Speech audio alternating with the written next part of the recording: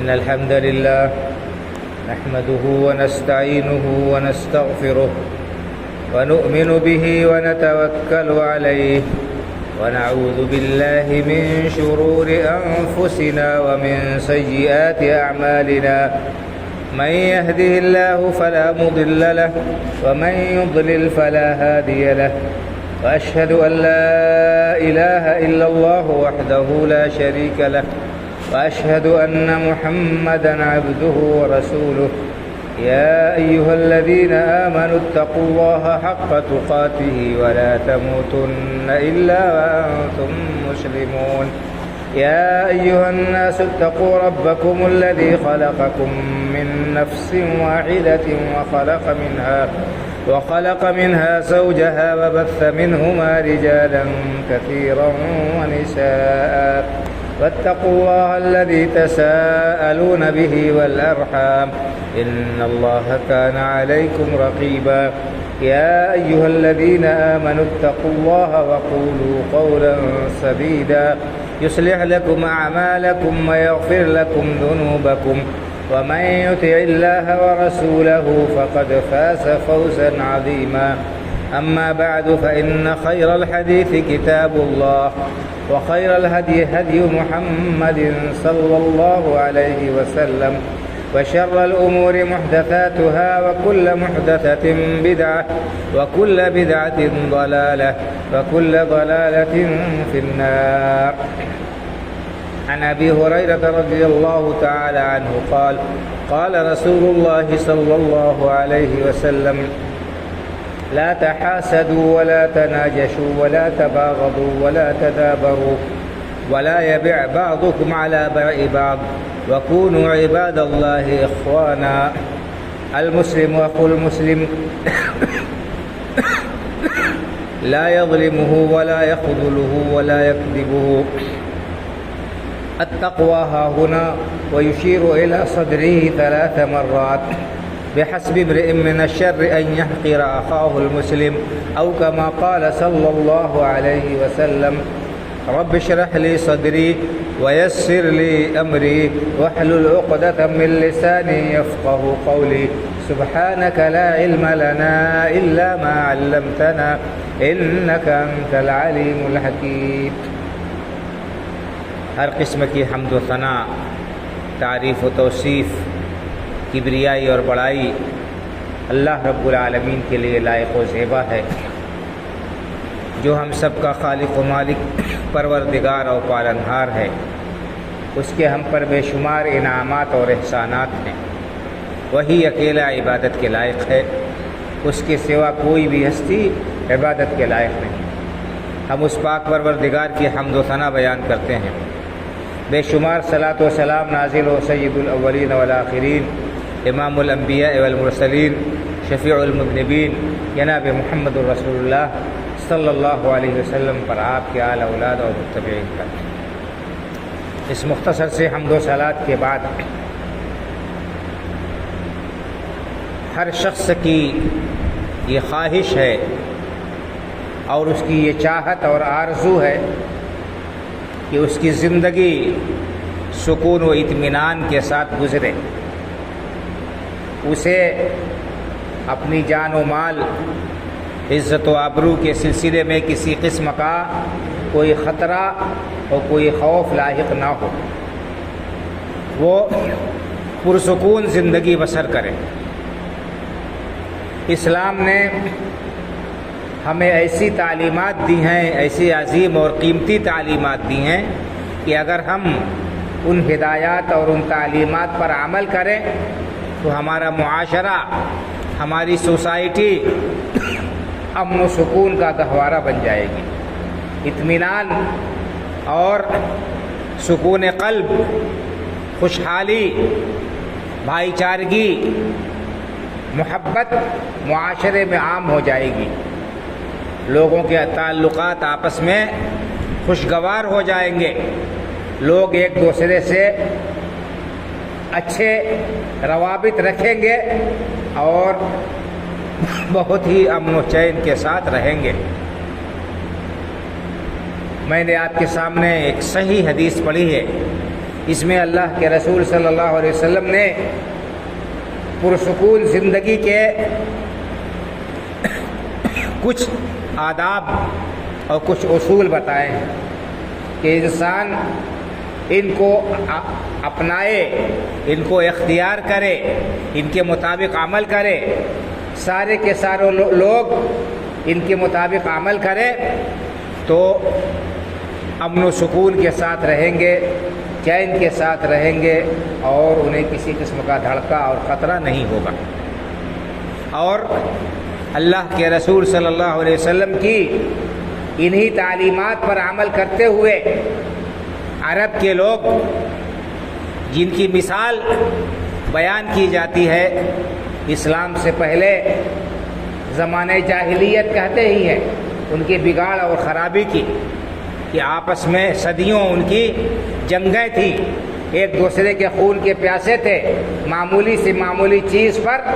ان کے یہاں تلواریں نکل جایا کرتی تھیں اور نسل در نسل یہ سلسلہ چلتا تھا اور بھی خرابیاں پائی جاتی تھیں، لیکن اللہ کے رسول صلی اللہ علیہ وسلم کی ان تعلیمات پر عمل کرنے کی وجہ سے ان کی ساری لڑائیاں ختم ہو گئی، ان کی ساری دشمنی ختم ہو گئی، مٹ گئی اور وہ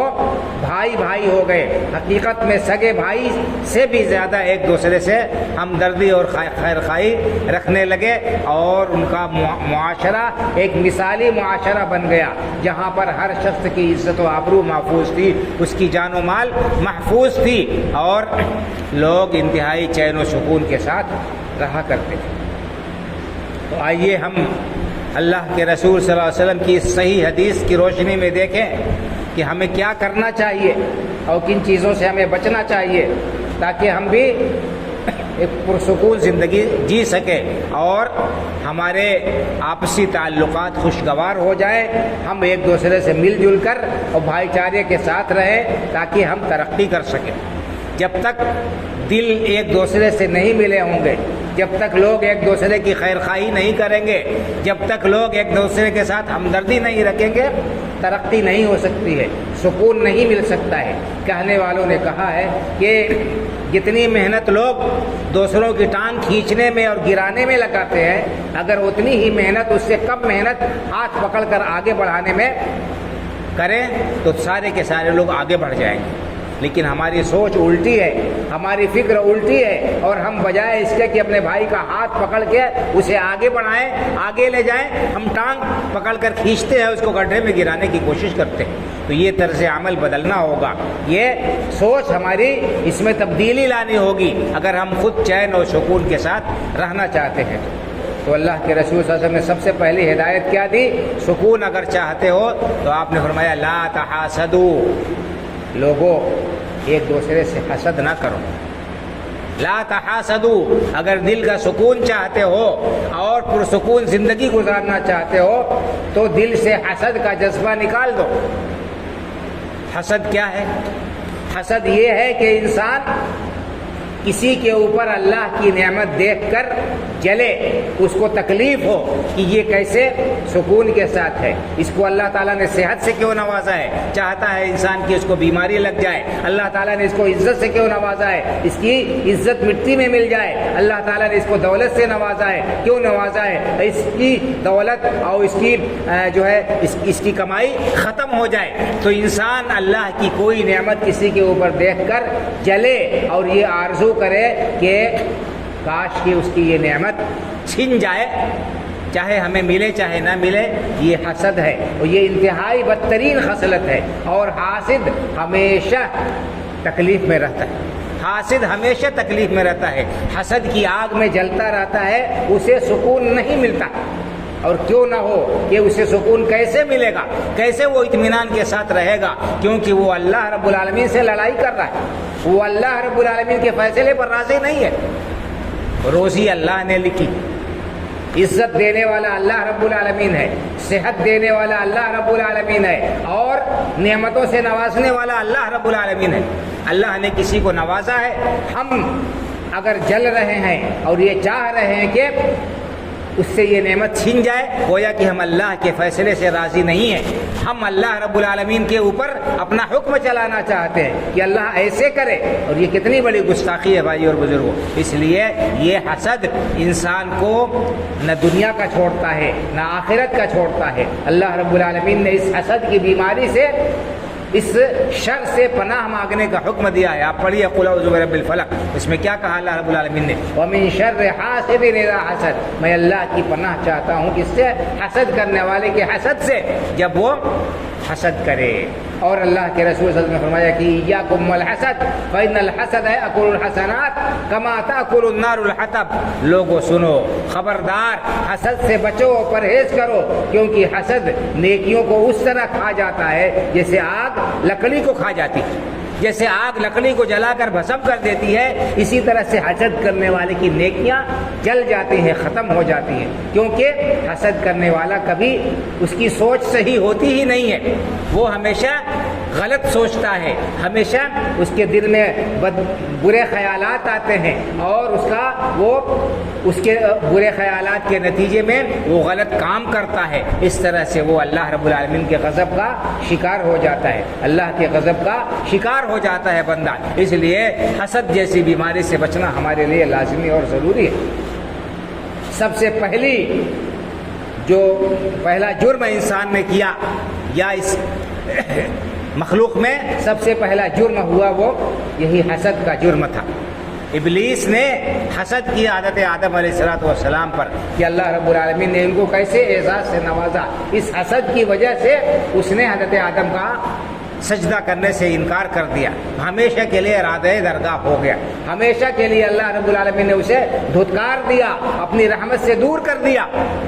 اسی طرح سے حضرت آدم علیہ السلام کے دو بیٹوں کا تذکرہ قرآن کریم میں ہے کہ دو بیٹوں نے اللہ کے لیے قربانی پیش کی۔ ایک بیٹے کی قربانی اللہ رب العالمین نے قبول کی، کیوں؟ اس لیے کہ اس کے اندر اخلاص پایا جاتا تھا، وہ اللہ رب العالمین کی رضامندی کے لیے اس نے قربانی پیش کی تھی۔ دوسرے بھائی کی قربانی قبول نہیں ہوئی تو اس نے اپنے بھائی سے حسد کیا اور اس کو قتل کر دیا۔ تو سب سے پہلا خون جو اس زمین پر ہوا، اسی حسد کی بنیاد پر ہوا بھائی اور بزرگوں۔ حدیث میں آتا ہے کہ جتنا بھی ناحق قتل ہوتا ہے، اس قتل کا گناہ اس پہلے آدم کے بیٹے پر بھی ہوتا ہے، اس کو بھی اس گناہ میں حصہ ملتا ہے، کیونکہ اسی نے سب سے پہلے قتل کو جاری کیا تھا۔ تو یہ حسد اتنی خطرناک بیماری ہے بھائی اور بزرگوں، اس سے بچنا ہمارے لیے لازمی اور ضروری ہے۔ لیکن ہم دیکھتے ہیں کہ ہمارے معاشرے کے اندر یہ بیماری بہت جڑ پکڑ چکی ہے، بہت زیادہ یہ بیماری پائی جاتی ہے، پھیلی ہوئی ہے، لوگوں کو اس کی خطرناکی کا اندازہ نہیں ہے اور اس کے خطرات سے وہ واقف نہیں ہیں، اور اپنے آپ کو ہلاک کر رہے ہیں۔ دنیا میں بھی ان کا چین و سکون ختم ہے، اور وہ پریشان رہتے ہیں، دوسروں کو دیکھ کر کڑتے رہتے ہیں، بجائے اس کے کہ اچھی سوچ اور فکر کریں، اپنے آپ کو آگے بڑھانے کی کوشش کریں، دوسروں کو نیچا دکھانے کے لیے وہ جتن و تدبیر کرتے ہیں، تو اپنی ترقی کے بارے میں نہیں سوچتے ہیں، دوسروں کی تنزلی کے بارے میں سوچتے ہیں، تو غلط اقدام کرتے ہیں، غلط کام کرتے ہیں۔ اس طرح سے ڈبل خسارہ ان کا ہوتا ہے، دنیا بھی جاتی ہے اور آخرت بھی جاتی ہے۔ تو اللہ کے رسول صلی اللہ علیہ وسلم نے پہلا فارمولہ جو بتایا، پہلی بات جو بتائی آپ نے، سکون کے ساتھ زندگی اگر بسر کرنا چاہتے ہو، اللہ رب العالمین کی رضامندی حاصل کرنا چاہتے ہو، تو حسد سے بچو، حسد سے پرہیز کرو، اور کسی کے اوپر اللہ رب العالمین کی نعمت کو دیکھ کر جلو نہیں، اور اس نعمت کے چھیننے کی آرزو و تمنا نہ کرو۔ اس کے بعد دوسری بات آپ نے بیان فرمائی، وَلَا تَنَاجَشُوا، خریدنے کا ارادہ نہیں ہے سودا، تو کسی دوسرے کو نقصان پہنچانے کے لیے، خواہ مخواہ کے لیے سودے کے دام میں اضافہ نہ کرو۔ آپ دیکھیں انسان کو، ایک شخص کو کہ وہ کوئی سودا خرید رہا ہے، کوئی سامان خریدنا چاہتا ہے، وہ بھاؤ تاؤ کر رہا ہے دکاندار سے، وہ دکاندار دینے پر راضی ہو گیا کہ ٹھیک ہے ہم اتنے پیسے میں آپ کو یہ سودا دے دیں گے۔ دوسرا آدمی جا کر دام بڑھا دے، مثلا 1000 روپے میں دکاندار سامان دینے پر راضی ہو گیا، اور کوئی آدمی جا کر کہے کہ میں 1200 روپیہ تمہیں دیتا ہوں، مجھے یہ سامان 1200 روپے میں دے دو۔ تو دام بڑھا دیا تاکہ گراہک کو نقصان ہو، جب اس کو سامان لینا ہے مجبوراً 200 روپیہ وہ زیادہ دے گا، حالانکہ جس نے دام بڑھایا ہے اس کا سامان لینے کا کوئی ارادہ نہیں تھا۔ تو یہ نجش اس کو بولتے ہیں کہ سامان خریدنے کا ارادہ نہیں ہے لیکن دوسرے کو نقصان پہنچانے کے لیے بھاؤ بڑھا دینا، یہ بھی حرام ہے، بہت بڑا جرم ہے اور یہ غلط کام ہے۔ آج بہت سارے لوگ یہ کام بھی کرتے ہیں، اس حرکت سے بھی جو ہے باز نہیں آتے ہیں، خاص طور سے زمین و جائیداد کی خریداری کا معاملہ ہوتا ہے۔ کوئی آدمی کوئی زمین خریدنا چاہتا ہے، کوئی پلاٹ خریدنا چاہتا ہے، کوئی سامان اچھا خریدنا چاہتا ہے اور معاملہ طے کر لیتا ہے، دوسرے کو پتہ چلتا ہے کہ یہ سامان خرید رہا ہے، اس کے پاس میں اوقات نہیں ہے، اس کے پاس میں حیثیت نہیں ہے، ضرورت نہیں ہے سامان خریدنے کی، لیکن جا کر جو ہے خواہ مخواہ کے لیے بڑھا کر سودے کا دام بتا دیتا ہے کہ ہم کو اتنے میں دے دو۔ اب جو بائع ہے، جو بیچنے والا ہے، وہ لالچ میں آ جاتا ہے، کہتا ہے کہ نہیں ہم اتنے میں نہیں دیں گے، ہمیں اتنا مل رہا ہے۔ تو یہ نجش ہے کہ سودا خریدنے کا ارادہ نہیں ہے اور دوسرے کو نقصان پہنچانے کے لیے، خریدار کو نقصان پہنچانے کے لیے خواہ مخواہ بھاؤ بڑھاؤ، یہ بھی حرام ہے، ناجائز ہے۔ اس کی وجہ سے آپس میں دشمنی بڑھے گی، تعلقات کشیدہ ہوں گے۔ اللہ کے رسول صلی اللہ علیہ وسلم نے اس سے بھی منع فرما دیا، فرمایا لا تحاسدوا ولا تناجشوا۔ تیسری بات آپ نے فرمایا ولا تباغضوا، ایک دوسرے سے دل میں کینہ کپٹ نہ رکھو، بغض نہ رکھو۔ ایک مومن دوسرے مومن کے لیے آئینے کی طرح سے ہوتا ہے، ایک مومن دوسرے مومن کے لیے بھائی ہے، دیوار کی طرح سے، جو ایک دوسرے کو تقویت پہنچاتے ہیں۔ تو تقاضا ایمان کا یہ ہے، بھائی چارگی کا تقاضا یہ ہے کہ دل ملے ہوئے ہوں، آپس میں محبت ہو، آپس میں الفت ہو، لگاؤ ہو، نہ یہ کہ ایک دوسرے سے کینہ کپٹ رکھیں، دل تنگ رکھیں اور ایک دوسرے سے قطع تعلق کرے۔ یہ کسی بھی طرح سے جائز نہیں ہے، یہ کسی بھی طرح سے جائز اور درست نہیں ہے۔ اللہ کے رسول صلی اللہ علیہ وسلم نے بڑے واضح الفاظ میں اس سے منع فرما دیا ہے اور یہ بھی فرما دیا ہے کہ کسی مسلمان کے لیے یہ جائز نہیں ہے کہ اپنے بھائی سے بغیر عذر شرعی کے 3 دن سے زیادہ قطع تعلق رکھے اور اس سے سلام کلام بند رکھے۔ کوئی عذر شرعی ہے، واقعی وہ آدمی مجرم ہے یا غلط کار ہے، کھلم کھلا اللہ کی نافرمانی کر رہا ہے، اس کو سمجھا رہے ہیں، نہیں مان رہا ہے تو ٹھیک ہے، اس سے قطع تعلق کر سکتے ہیں، لیکن کسی چھوٹے سے معاملے کے لیے، دنیاوی معاملے کے لیے دل میں رکھ لینا گانٹھ اور اس سے منہ موڑ لینا، اس سے قطع تعلق کر لینا، یہ اسلام اس کی اجازت نہیں دیتا ہے، اسلام اس کی اجازت نہیں دیتا ہے۔ تو آپ نے فرمایا ولا تباغضوا، ایک دوسرے سے بغض نہ رکھو، ولا تدابروا، اور ایک دوسرے کو پیٹھ نہ دکھاؤ، ایک دوسرے کو پیٹھ نہ دکھاؤ۔ بھائی سامنے آ رہا ہے، منہ پھیر کر چل دیے، سلام کر رہا ہے، سلام کا جواب دینے کے لیے تیار نہیں ہے، یہ سب کیا ہے؟ یہ سب دلوں کی بیماری ہے اور اس کی وجہ سے آپس میں تعلقات کشیدہ ہوں گے۔ جب آپس میں لوگوں کے درمیان من مٹاؤ ہوگا، ایک دوسرے سے دل میں اس قسم کے گندے جذبات رکھیں گے تو کبھی سکون اور اطمینان نہیں مل سکتا۔ ہر شخص غلط فہمی کا شکار ہوگا، ہر شخص دوسرے کے سلسلے میں بدگمانی کا شکار ہوگا اور ایک دوسرے کے خلاف دلوں میں جذبات ہوں گے اور اسی سلسلے میں اسی طرح کی سوچ ہوگی، اسی طرح کا عمل ہوگا، تو معاشرہ کبھی سکون اور اطمینان کے ساتھ نہیں رہ سکتا ہے۔ اللہ کے رسول صلی اللہ علیہ وسلم نے کتنے واضح الفاظ میں کتنی پیاری نصیحتیں کر دی ہیں کہ اگر لوگ ان پر عمل کریں تو یہ معاشرہ جنت نظیر بن جائے، سب کے دلوں کو سکون و اطمینان مل جائے، عزت و آبرو بھی محفوظ رہے، لوگ خوش بھی رہیں، خوشحال رہیں، ترقی کریں گے۔ جب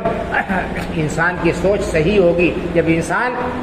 فکر سے آزاد ہوگا، غم سے آزاد ہوگا تو وہ آگے بڑھے گا، اس کے اندر حوصلہ پایا جائے گا، اور جب اس کا ذہن حاضر نہیں ہوگا، طرح طرح کے وسوسوں کا شکار ہوگا اور طرح طرح کی پریشانیوں میں مبتلا ہوگا تو پھر وہ آگے نہیں بڑھ سکتا ہے، تو آپ نے کیا فرمایا کہ لا تحاسدوا، ایک دوسرے سے حسد نہ کرو، ولا تناجشوا، اور خواہ مخواہ کے لیے خریدنے کا ارادہ نہیں ہے، اس کے باوجود سودے کا دام نہ بڑھاؤ، اور ولا تباغضوا، ایک دوسرے سے بغض نہ رکھو، ولا تدابروا، اور ایک دوسرے سے پیٹھ نہ پھیرو، ایک دوسرے کو پیٹھ نہ دکھاؤ، مل جل کر رہو، آپس میں ایک دوسرے کے حقوق کا پاس و لحاظ رکھو۔ ایک دوسری حدیث میں اللہ کے رسول صلی اللہ علیہ وسلم نے ایک مسلمان کے دوسرے مسلمان پر 6 حق بیان کیے ہیں، یہاں کن چیزوں سے منع کیا گیا ہے ان کو بتایا ہے، دوسری حدیث میں یہ بتایا ہے کہ ہمیں کیا کیا کام انجام دینے ہیں۔ اگر اس کی شرح کرنے لگوں تو بہت تفصیل ہو جائے گی، اس لیے اسی ایک حدیث کی شرح پر اکتفا کرتا ہوں۔ آگے آپ نے بیان فرمایا کہ وَلَا يَبِعْ بَعْضُكُمْ عَلَىٰ بَيْعِ بَعْضٍ، تم میں کا بعض کے بیع پر بیع نہ کرے، بعض کے سودے پر سودا نہ کرے۔ ایک تو یہ ہے کہ سامان خریدنے کا ارادہ نہیں ہے، صرف خریدار کو نقصان پہنچانے کے لیے دام بڑھائے، یہ صحیح نہیں ہے۔ دوسرے یہ کہ خریدنے کا ارادہ ہے لیکن سودا طے ہو چکا ہے تو جا کر اس سودے کو خراب نہ کرے، دوسرا سامان خرید لے۔ ایک آدمی گیا دکان پر، سامان خرید رہا ہے، معاملہ طے ہو گیا اور دکاندار تیار ہو گیا سامان دینے کے لیے، ایک آدمی پہنچ گیا اور کہہ رہا ہے کہ نہیں، مجھے 200 500 1000 جتنا بھی ہے بڑھا کر مجھے یہ سودا دے دیجیے۔ یعنی خریدار نے جتنا پیسہ دینے کے لیے رضامندی ظاہر کی ہے اور جتنی رقم لینے پر دکاندار راضی ہو گیا ہے، کوئی تیسرا آدمی جا کر دام بڑھا کر اس سودے کو خریدے، یہ حرام ہے، یہ بھی ناجائز ہے، کیونکہ اس کی وجہ سے بھی آپس میں دشمنی ہوگی، اختلاف ہوگا، لڑائیاں ہوں گی اور معاملہ خراب ہوگا۔ اسی طرح سے اس میں یہ بھی علماء نے کہا ہے کہ اسی طرح سے کوئی دکاندار گراہک کو خراب نہ کرے۔ گراہک سامان خرید رہا ہے اور اس نے وہ راضی ہو گیا ہے، بلائے اور کہے کہ آؤ میں تمہیں یہ سامان اس سے کم دام میں دے دوں گا، تمہیں فلاں دکاندار 1000 روپے میں سامان دے رہا ہے، میں تم کو 900 میں ہی دے دوں گا، تو دکاندار بلا کر گراہک کو کم پیسے میں سامان دے، یہ بھی حرام ہے، جائز نہیں۔ یعنی گراہک کوئی دوسرا گراہک آ کر گراہک سے زیادہ پیسہ دے کر سامان لے، یہ بھی حرام ہے۔ اور دکاندار کسی دکاندار کے دام سے، بھاؤ سے کم پر سامان دینے کے لیے پیشکش کرے گراہک کو، یہ بھی حرام ہے۔ کیوں؟ علماء نے کہا ہے کیونکہ اس کی وجہ سے آپسی تعلقات خراب ہوں گے، بدگمانی ہوگی، لڑائیاں ہوں گی، کشیدگی ہوگی، ماحول بگڑے گا۔ تو اسلام نے اس طرح سے تعلیم دی ہے، انسان کی کیا کمزوریاں ہیں، ان کمزوریوں کو اسلام جانتا ہے، اللہ رب العالمین جانتا ہے۔ اللہ رب العالمین نے رسول اللہ صلی اللہ علیہ وسلم کی زبانی ان تمام بیماریوں اور لڑائیوں اور اختلافات کا بہترین حل پیش کر دیا ہے، اور اللہ کے رسول صلی اللہ علیہ وسلم اور صحابہ کرام رضی اللہ تعالیٰ عنہم اجمعین نے ان پر عمل کر کے، ہمارے سلف صالحین نے ان احکام پر عمل کر کے دنیا کو دکھا دیا کہ دیکھو اس طرح سے دل صاف رکھو گے تو ترقی ہوگی، آگے بڑھو گے اور امن و سکون کے ساتھ رہو گے، تمہاری جان بھی محفوظ ہوگی، تمہارا مال بھی محفوظ ہوگا، تمہاری عزت و آبرو بھی محفوظ ہوگی، اور ایک دوسرے سے تعلقات بہت ہی خوشگوار ہوں گے۔ یہ بات آپ نے بیان فرمائی۔ اس کے بعد کیا فرمایا؟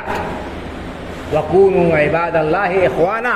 اللہ کے بندو سب بھائی بھائی بن کے رہو، سب بھائی بھائی بن کے رہو۔ اللہ رب العالمین نے ایک مومن کو، ایک مسلمان کو دوسرے مسلمان کا بھائی قرار دیا ہے، فرمایا کہ إِنَّمَا الْمُؤْمِنُونَ إِخْوَةٌ،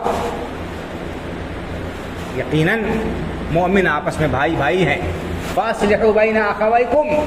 اے لوگو اگر دو بھائیوں کے درمیان اختلاف ہو جائے، لڑائی ہو جائے تو صلح کراؤ، یہ اللہ رب العالمین کا فرمان ہے سورہ حجرات میں 26ویں پارے میں، انما المؤمنون اخوہ، یقیناً مومن آپس میں بھائی بھائی ہیں۔ ایک بھائی کا تعلق دوسرے بھائی سے اچھا ہونا چاہیے اور ہمدردی کا ہونا چاہیے، بھائی چارگی کا ہونا چاہیے، الفت کا ہونا چاہیے، دشمنی کا نہیں ہونا چاہیے، اختلاف اور نقصان کا نہیں ہونا چاہیے۔ فاصلحوا بین اخویکم، اللہ نے فرمایا کہ اگر دو بھائیوں کے درمیان کھٹ پٹ ہو جائے، اختلاف ہو جائے، ناچاقی اور بگاڑ ہو جائے تو تم صلح کراؤ، ان کے درمیان صلح کراؤ۔ تو اسلام تعلیم دے رہا ہے، قرآن یہ بتا رہا ہے کہ ہمیں صلح کرانا چاہیے بھائیوں کے درمیان۔ لیکن آج ہمارے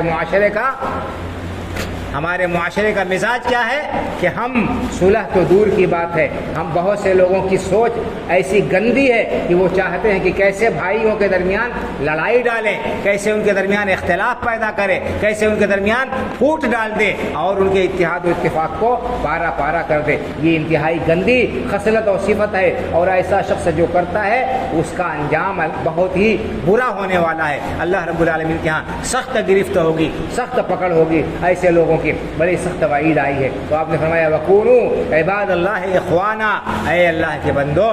سب بھائی بھائی ہو جاؤ، سب بھائی بھائی ہو جاؤ، بھائی بھائی بن کر رہو۔ اس کے بعد اللہ کے رسول صلی اللہ علیہ وسلم نے ارشاد فرمایا کہ التقویٰ ہا ہونا، آپ نے سینے کی طرف اشارہ کر کے فرمایا۔ اس سے پہلے فرمایا کہ المسلم اخو المسلم لا یظلمہ ولا یخذلہ ولا یسلمہ، ایک مسلمان دوسرے مسلمان کا بھائی ہونے کا تقاضا کیا ہے کہ اس کے ساتھ ہمدردی رکھے، اس کے ساتھ کھڑا ہو، مصیبت میں اس کا ہاتھ بٹائے اور اس کو بے سہارا بے یار و مددگار نہ چھوڑے۔ آپ نے فرمایا المسلم اخو المسلم لا یظلمہ ولا یسلمہ ولا یخذلہ، ایک مسلمان دوسرے مسلمان کا بھائی ہے، وہ اس پر ظلم نہیں کرتا۔ یہ مسلمان کا شیوا نہیں ہے کہ وہ کسی کے اوپر ظلم کرے، ظلم بہت خطرناک جرم ہے اور اس کا بڑا خطرناک نقصان ہے۔ اللہ کے رسول صلی اللہ علیہ وسلم نے ارشاد فرمایا اتقوا الظلم فإن الظلم ظلمات یوم القیامہ، لوگوں ظلم سے بچو کیونکہ ظلم قیامت کے دن تاریکی کا سبب ہوگا، قیامت میں یہ ظلم تاریکی کا سبب ہوگا۔ اس لیے ظلم سے انسان کو بچنا چاہیے، چھوٹا ظلم ہو یا بڑا ظلم ہو، کسی بھی طرح کے ظلم سے انسان بچے، پرہیز کرے، ورنہ اس کا انجام بڑا خطرناک ہوگا۔ آپ نے فرمایا کہ مسلمان دوسرے مسلمان کا بھائی ہے، اس کے اوپر ظلم نہیں کرتا، ولا یسلمہ، اور اسے دشمن کے حوالے نہیں کرتا۔ کبھی وہ پریشانی میں گر گیا تو غیروں کے حوالے نہیں کرتا ہے کہ جاؤ تم جھیلو اور جو ہے ہم تماشا دیکھیں گے، نہیں، بلکہ بھائی کی مدد کرتا ہے، اس کے ساتھ کھڑا ہوتا ہے، دکھ اور تکلیف سے اس کو نکالنے کی کوشش کرتا ہے۔ ولا یخذلہ، اسے بے سہارا نہیں چھوڑتا ہے، اسے بے سہارا نہیں چھوڑتا ہے۔ اپنے بھائی کو بے سہارا چھوڑنے والا چاہے جتنا بلند بانگ دعویٰ کرے اسلام کا، اس کا دعویٰ یہ ناقص ہے، نامکمل اور ادھورا ہے، صحیح نہیں ہے۔ اس لیے ہمیں چاہیے کہ ہم ان اللہ کے رسول کے احکام اور فرامین اور ان تعلیمات کو مد نظر رکھے، آپس میں تعلقات کو استوار اور بہترین بنائیں، دل پاک اور صاف رکھیں اور ایک دوسرے کے تئیں خیر خواہی اور بھلائی کے جذبات رکھے، ایک دوسرے کو آگے بڑھانے میں مدد کرے ایک دوسرے کی۔ اسی طرح سے خوشگوار معاشرہ آگے بڑھتا ہے۔ اس کے بعد اللہ کے رسول نے فرمایا کہ التقویٰ ہا ہونا، آپ نے 3 بار سینے کی طرف اشارہ کر کے فرمایا کہ تقویٰ یہاں پر ہے۔ تقویٰ کا تعلق سینے سے ہے، دل سے ہے۔ دل میں اگر تقویٰ ہوگا، اللہ کا ڈر ہوگا، تو انسان حرام کاری سے بچے گا، غلط کاری سے بچے گا۔ ظاہری طور پر انسان دکھائے، اپنے آپ کو بڑا پارسا ظاہر کرے، وہ وضاقتہ شریعت شرعی بنائے ہوئے ہے، لیکن دل نجس ہے، دل گندا ہے، دل کے اندر اہل ایمان کے سلسلے میں خیر خواہی اور بھلائی نہیں ہے اور وہ لوگوں کی بدخواہی کرتا ہے، تو یہ اس کا دعویٰ صحیح نہیں ہے۔ تقویٰ یہاں پر ہے، دل میں ہے، اس کا اظہار ہونا چاہیے، اس کے عمل سے، اس کے اعضاء و جوارح سے، اس کی زبان سے۔ المسلم من سلم المسلمون من لسانه ویدہ، صحیح مسلمان، حقیقی مسلمان وہ ہے جس کی زبان سے اور اس کے ہاتھ سے دوسرے مسلمان محفوظ رہے، نہ اپنی زبان سے کسی کو تکلیف پہنچائے، نہ گالی دے، نہ جھوٹ بولے، نہ اس کے خلاف جھوٹی گواہی دے، نہ غیبت کرے، نہ اس کے اوپر جھوٹا الزام لگائے، نہ بہتان تراشی کرے۔ زبان سے نہ تکلیف پہنچائے اور نہ ہی ہاتھ سے تکلیف پہنچائے، نہ دست درازی کرے، نہ اس کو مارے پیٹے، نہ اس کا خون بہائے، نہ اس کا مال لوٹے، کسی بھی طرح سے تکلیف نہیں پہنچائے۔ مسلمان وہ ہے جس کی زبان اس کے ہاتھ سے دوسرے مسلمان محفوظ رہے۔ آپ نے فرمایا بحسب امرئ من الشر ان يحقر اخاه المسلم، ایک مسلمان کے، ایک شخص کے برا ہونے کے لیے یہی کافی ہے کہ اپنے بھائی کو حقیر سمجھے۔ ایک شخص کے برا ہونے کے لیے اللہ کے ہاں یہی کافی ہے کہ اپنے بھائی کو حقیر سمجھے، اس کو جو ہے گری ہوئی نگاہ سے دیکھے اور اس کے اوپر تان تشنیع کرے، کبھی ذات برادری کی وجہ سے، کبھی رنگ کی وجہ سے، کبھی کسی اور عیب اور جو ہے پیدائشی عیب کی وجہ سے، کبھی کسی اور سبب سے تان تشنیع کرے۔ اگر اس کو حقیر سمجھتا ہے، اس کی بے عزتی کرتا ہے، اس کی توہین کرتا ہے، تو یہ انسان اللہ کے ہاں بدترین انسان ہے، چاہے اپنے آپ کو جتنا بڑا اور اونچا سمجھتا ہو۔ اس کے بعد فرمایا کل المسلم علی المسلم حرام دمہ ومالہ وعرضہ، ایک مسلمان کا خون، اس کا مال اور اس کی عزت و آبرو دوسرے کے اوپر حرام ہے۔ نہ حق نہ کسی کی عزت پر انسان دست درازی کرے، نہ کسی کا مال لوٹے، نہ کسی کا خون بہائے۔ کتنی عظیم حدیث ہے بھائی اور بزرگوں، کتنی زبردست تعلیم ہے۔ اگر اس تعلیم پر عمل کرنے لگے ہم تو معاشرہ ہمارا یقیناً ایک مطمئن اور پرسکون اور خوشحال معاشرہ ہو جائے گا۔ لیکن افسوس یہ ہے کہ ہم اللہ کے رسول صلی اللہ علیہ وسلم کی ان تعلیمات کو جانتے نہیں ہیں یا جاننے کی کوشش نہیں کرتے ہیں، اور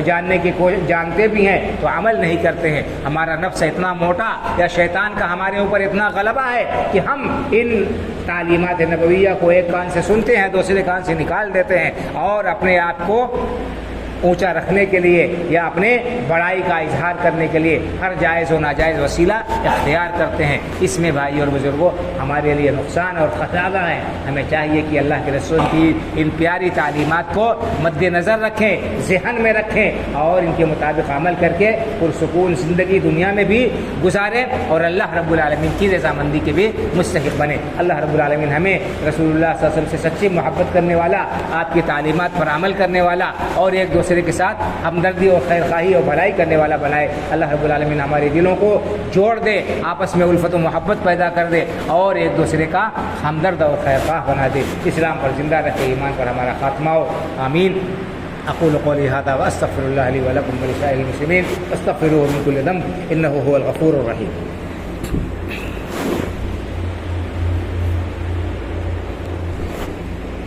ان الحمد لله نحمده ونستعينه ونستغفره ونؤمن به ونتوكل عليه ونعوذ بالله من شرور أنفسنا ومن سيئات أعمالنا من يهده الله فلا مضل له ومن يضلل فلا هادي له وأشهد أن لا إله إلا الله وحده لا شريك له وأشهد أن محمدا عبده ورسوله إن الله وملائكته يصلون على النبي يا أيها الذين آمنوا صلوا عليه وسلموا تسليما اللهم صل على محمد وعلى آل محمد كما صليت على إبراهيم وعلى آل إبراهيم إنك حميد مجيد اللهم بارك على محمد وعلى آل محمد كما باركت على إبراهيم وعلى آل إبراهيم إنك حميد مجيد اللهم انصر من نصر دين محمد صلى الله عليه وسلم واجعلنا منهم واخذل من خذل دين محمد صلى الله عليه وسلم ولا تجعلنا منهم عباد الله رحمكم الله إن الله يأمر بالعدل والإحسان وإيتاء ذي القربى وينهى عن الفحشاء والمنكر والبغي يعظكم لعلكم تذكرون فاذكروا الله يذكركم وادعوه يستجب لكم ولذكر الله أكبر والله يعلم ما تصنعون